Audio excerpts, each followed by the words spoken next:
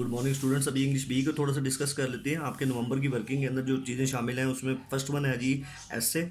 जो एसए का टाइटल है वो है लाइब्रेरीज। और लाइब्रेरीज के बाद फिर आपके पास लेटर का जो टाइटल है to your friend requesting him her to spend spring holidays with you. अब इसमें इस तरीके से है कि इसमें दो चीज़ें डिस्कस हैं आपके पास। एक तो ये लेटर आपने ऑलरेडी भी पहले किया हुआ है, ठीक है, ऑलरेडी पिछले स्टेप में कर चुके हो। सबसे पहले आपने लेटर के बारे में आपको बता दूं, सेम पैटर्न आपने यूज़ करना है। एग्जामिनेशन ऑल सिटी एबीसी और नवंबर यानी कि उसको कंप्लीट लिखोगे आप, यानी कि एब्रीवेशन फॉर्म में नहीं लिखोगे। नेक्स्ट है जी डियर फ्रेंड, और फिर इसी तरीके से कॉमा, और यानी कि आपके पास नेक्स्ट जो कन्वर्सेशन है this is called structure of the letter. ये आपके पास क्या कहलाता है जी, लेटर का स्ट्रक्चर, ठीक है। और this one is called starting point and the end beginning भी आप उसको कह सकते हो, यानी कि आपने, और ये फॉर्मल या इनफॉर्मल ऑफ कोई ऑफिशियल लेटर्स आप लोग नहीं लिख रहे, ठीक है। तो ऑफिशियल लेटर्स और होते हैं, उनका क्राइटेरिया भी हो रहा है, उसमें सब्जेक्ट वगैरह काफ़ी चीज़ें ऐड करनी पड़ती हैं। तो अभी तक तो इस पर कोई ऐसी ऐसी चीज़ नहीं है। और लेट्स सपोज कि अगर आप लेटर जो है बुक से याद करना चाहते हो तो बुक से भी कर सकते हो। तकरीबन 8th क्लास के बच्चों के पास ये वाली बुक होगी। ये 9th-10th की कंपोजिशन वाली जो बुक है, ये 9th और 10th क्लास की आपके पास फ्यूचर में भी जो है काफ़ी बेनिफिशियल रहेगी।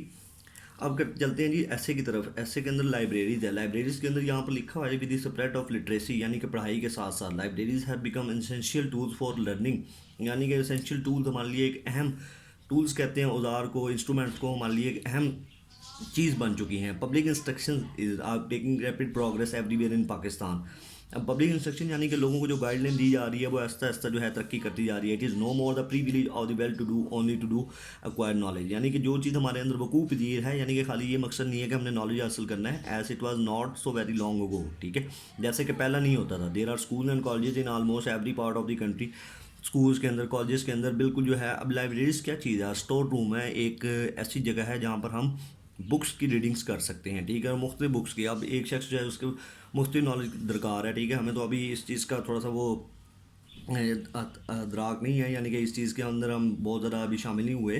तो जिन लोगों ने यानी कि वाइड नॉलेज लेना है, तो वाइड नॉलेज के लिए ऑब्वियसली आपको बुक्स रीडिंग करना पड़ेगी, ठीक है। तो बुक्स रीडिंग के लिए they must have the same place and the very comfortable environment, so this place is available only. And जो टाइम आपके पास है उस शॉर्ट टाइम के अंदर आपने ज़्यादा नॉलेज गेन करना है, तो बेस्ट प्लेस इज़ लाइब्रेरीज़।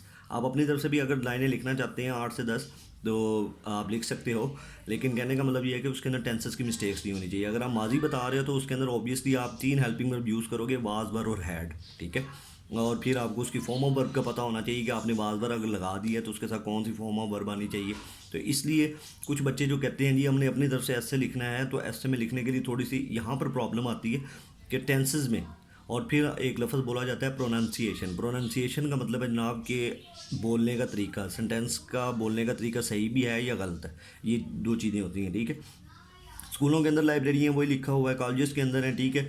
और वहाँ पर कुछ किताबें ऐसी हैं जी, और कुछ जगह पर हमने देखा होगा कि जहाँ पर एक चीज़ ज़हन में रखेंगे, बुक्स की जो रिस्पेक्ट है, अगर किताबों की रिस्पेक्ट नहीं करते तो कल को हमें जो है रिस्पेक्ट का सामना नहीं करना पड़ता, ठीक है। यानी कि हमारे पास भी रिस्पेक्ट उसी तरीके से नहीं आती। तो जितनी किताबों को हम इज़्ज़त देंगे, जित इज़्ज़त के मुराद ये है कि जितना किताबों को हम रीड करेंगे, उनसे नॉलेज हासिल करेंगे, वो हमारे आगे प्रैक्टिकल लाइफ में काम आएगा। ये भी आप चीज़ मेंशन कर सकते हैं। उसके अलावा फिर इसके अंदर बच्चे एक टॉपिक दिया हुआ है active and passive voice. Active and passive voice का पेज नंबर मैं आपको बताता हूँ 9th-10th की कंपोजिशन की बुक से। आप लोग दोनों सेक्शंस के हैं, तो इसमें मैं आपको बता देता हूँ कि यहाँ से आपने एक्टिव और पैसिव वॉइस तैयार करने हैं। और एक्टिव और पैसिव वॉइस के लिए मैंने ऑलरेडी तो ये करवा चुका हूँ, इसलिए शॉर्ट सा ही आपके पास एक कन्वर्सेशन मैसेज है।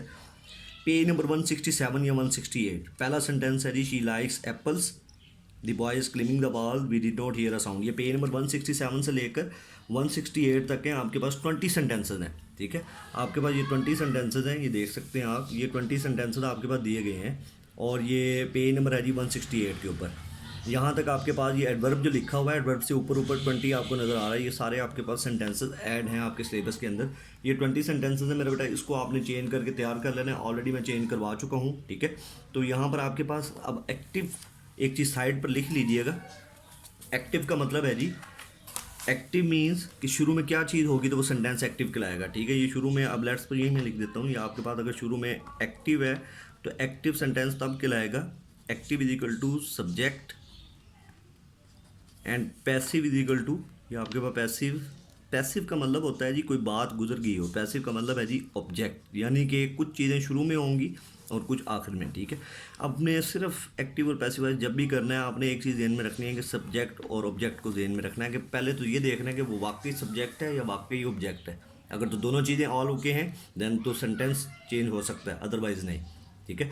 तो एक्टिव और पैसिव का मतलब यही है। हम इसका सवाल आता है जी बोर्ड का, जो इसका क्वेश्चन है वो ये है जी, 5 मार्क्स का एक क्वेश्चन होता है, वो उसके मुताबिक आपको बता देता हूँ।